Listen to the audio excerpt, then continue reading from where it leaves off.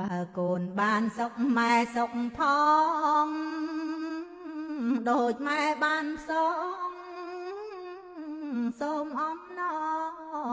យដូចបានកែវទឹកទេវតាអើយ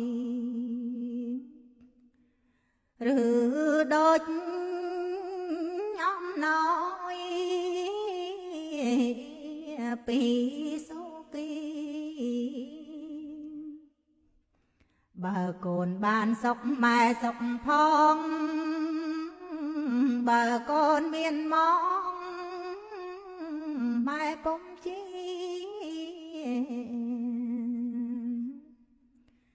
កូនក្រលំបាក់ម៉ែរងគ្រប់គ្រាម៉ែនឹកកូនស្រីប្រុស